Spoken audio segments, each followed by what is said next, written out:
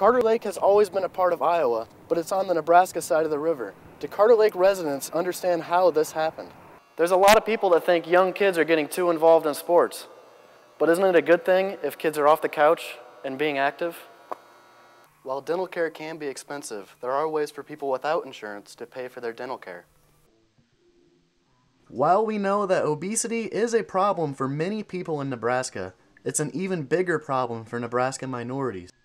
It seems that minorities have a higher rate of obesity than Caucasians do, and that would include both Afro-Americans and Hispanic minorities. There are many different factors that directly affect why minorities have more of a problem with obesity than others. Minorities are more prone to obesity because most minorities are single home families. If you're in a situation where you don't have a lot of money to purchase various types of foods, you're going to purchase things that are lower in cost, and a lot of times energy-dense foods are lower in cost than, say, more whole foods like fruits and vegetables. I don't know if you've been to the grocery store lately, but a gallon of orange juice costs $3.50. 2-liter pop costs $1.25.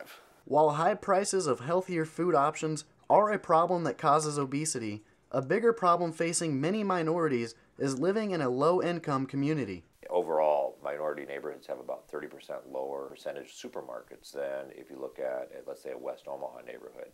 So a lot of people are buying food at the corner store versus the large mega chain grocery store. There's less choices. If someone's living in a lower income neighborhood, they might not have access, for instance, to grocery stores that have, bigger supermarkets aren't located in low-income neighborhoods, and then the healthy foods that are in grocery stores aren't there. With the lack of these larger grocery stores, people in these neighborhoods suffer from less choices of food that is healthy for them. People who are urban, who live in low-income neighborhoods, don't have, again, access to grocery stores that have these healthy foods. And if there are mom-and-pop stores, they don't carry necessarily those foods. A lot of times the families don't have as good of choices as far as fresh fruits or vegetables, doing a lot more processed foods that are higher in calories and sugars and fat.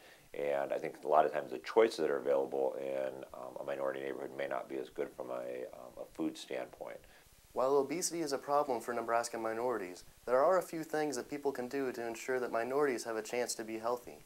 Some of the recommendations are to get supermarkets, bigger supermarkets, into these food deserts, into lower income neighborhoods.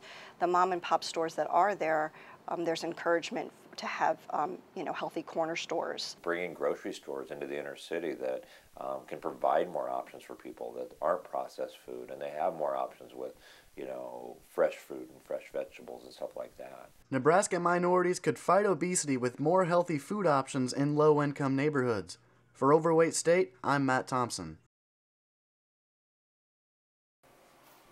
Everyone's going to be blown away when they walk through the doors. Before that can happen, there is still a lot of work to be done before opening day for the newly named Omaha Storm Chasers and their recently finished stadium, Warner Park, during a period that is usually time off for employees. Well, the new season normally consists of an off-season, and this off-season hasn't really been an off-season per se. Well, getting ready for this new season, everything used at Rosenblatt pretty much had to be overhauled. Preparing a new stadium for a full season of AAA baseball has proved to be a challenging task with a limited amount of time.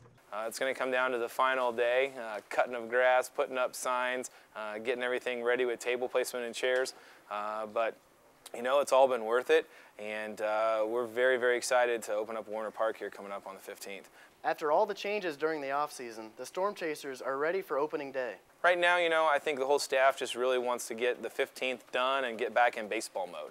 That's what we know the best, is we're able to do the things we've done at the ballpark when we do them well. We're excited for opening day, and it's been a long time coming, but it's here, and we're ready for it, and we're excited for what's going to come. I think there'll be some normalcy, even though it's going to be longer days and even longer nights, but we're used to that. And we're really excited about the fun challenges that present us with all the new stuff we have at the brand new ballpark. I think once people get into the park and really see what we're talking about and what we're trying to build here, they're really going to enjoy coming to ball games at Warner Park and watching the Storm Chasers play.